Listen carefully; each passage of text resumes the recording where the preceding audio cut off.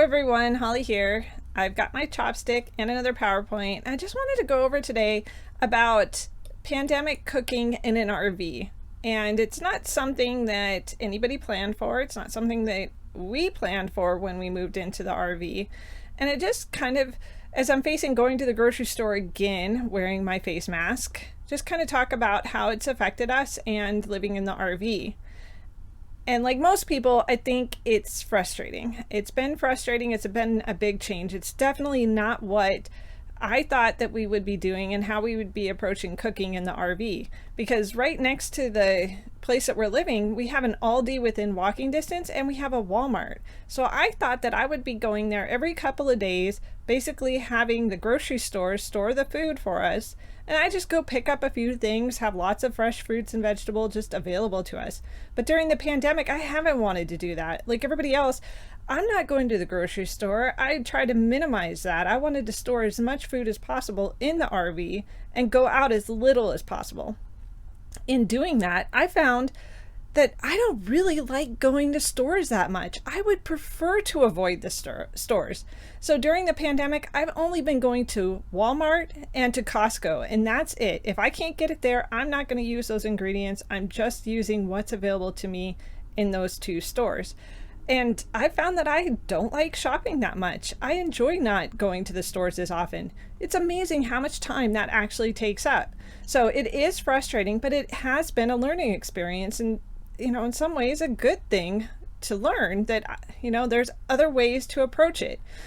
But with that being said, I still want to eat healthy. And when the pandemic first started, I went to comfort food. I was like, I am stocking up on some M&Ms. I think my husband got a big thing of jelly beans, and we were just like, oh, the world's ending anyways. This is what we're eating. But reality, this is what I should be eating, and what I'm trying to eat is to still eat healthy, fruits, vegetables, whole grains. Well, that can be difficult in the RV. We have very limited storage. Okay, well, according to the manufacturer, Northwood, we have a large fridge at 7 cubic feet, and it's not bad for an RV of this size, really. It's one of the things why we bought this RV. But if you go to Lowe's, their mini fridge is considered less than like 10 cubic feet. So we really have a mini fridge. And this is my fridge right here. So this isn't just a picture off the internet. That's our actual fridge, and you'll see there's some like Godiva chocolates and stuff in there. So I'm trying to eat healthy. And then our pantry is 3 shelves. That's it. So on those shelves, oops, wrong way. On the shelves we have breakfast and chips. Yeah, chips are good, good healthy food. And then the middle shelf is canned goods and boxed foods.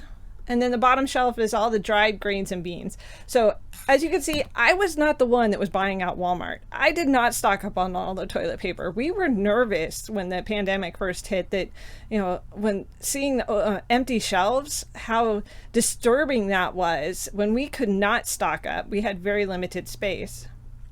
And so another thing that I find is that I am not the person that enjoys cooking 3-hour meals. And these 1-hour meals, they don't work. They have too many ingredients. If you go from recipe to recipe, you're always having to go out to the store and get some spice that you don't have, something that doesn't work. And so in the RV, I find that foods spoil a little bit more, especially the fresh fruits and vegetables, because it's a little bit more hot and humid. And the fridge isn't quite a residential fridge. It just can't be jammed packed. It'll have freezing problems. The thermostat won't work quite well. I have lost some food that way. So, I want easy dinners. And so during the pandemic, I've come up with lists when I go to the grocery store, I think like everybody else. And this is the first time ever that I've done meal planning. So meal planning, being able to get the ingredients and know what I'm going to cook from them. And so what I was thinking is I'm going to take all of these lists and come up with the stuff that I wanted to cook over and over, kind of our favorites. And to simplify the life that we're living is to basically just then go, well, I want to have a standardized ingredient list and a standardized meal plan that I can kind of just cook over and over again, week after week. And then I don't have to come up with all these lists. I don't have to come up with different ideas or different recipes. I'm not saying I'm not going to throw one in once in a while, but it would just be good to have my week kind of planned out and what list I'm going to do. So I took those and I came up with a list from the lists that I'm going to share with you. But first, I'm kind of concerned about doing this because I'm like, I'm really limiting the amount of food. Are there going to be side effects? So am I just going to get really bored with that and just be like, oh my gosh, I have to eat the same thing again and again? Or really just appreciate the fact that it makes my life simpler and I have more time to do other things and not meal plan and go to the grocery store.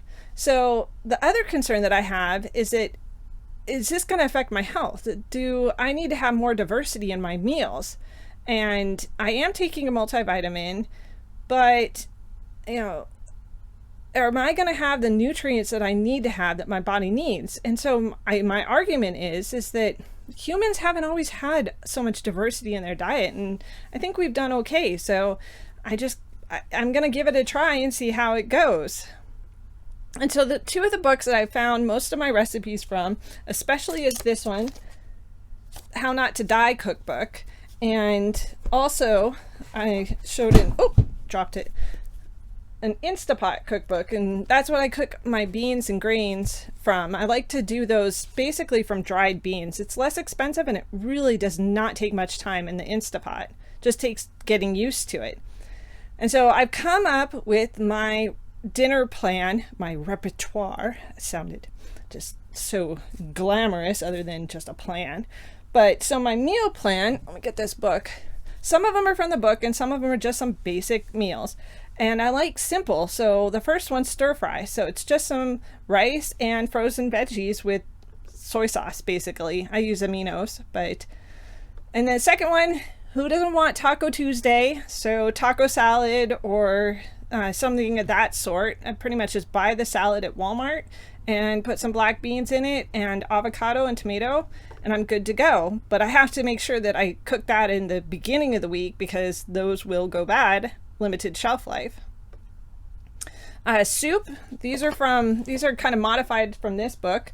It's a lentil soup with quinoa or white bean soup. So those are good go-tos. And then Indian style, let me show you a picture of this one. This is Indian style spinach and tomatoes from the How Not to Die. That's a picture of that one. And then also a yellow rice, and this is a pretty easy one. It's just rice, black beans, and broccoli. Rice, black beans, and broccoli, so that's pretty darn quick. And then Annie's mac and cheese. The powdered cheese, yes. And I'll dress it up with peas and tuna, so that's a quick easy meal. And then pasta with the fake meat. I use the Morningstar meat, and then I make a sauce out of diced tomatoes and tomato sauce with some mushrooms and onions. And fried rice, yeah, Spam, carrots, peas, things like that. So that's another fun one. And I call this one Dirty Holly. It's basically a dirty rice with turkey sausage. And this is another one from How Not to Die. Skillet sweet potato hash. I do some variety on this one. Add red beans and stuff too. Oh, wait, let me show you the picture instead. That one. And my last recipe is chickpea cauliflower, and I do also a slight variation of this, but it's a curry, so with just the rice. And I do use the Instapot to try to cook some of these How Not to Die recipes in that. So that's going to be our meal plan for the next few weeks. I'm going to give this a try and see how it goes. So thanks for watching. I'll give you an update and let you know how bored or malnourished we are from these recipes. And subscribe if you'd like. Talk to you later. Bye.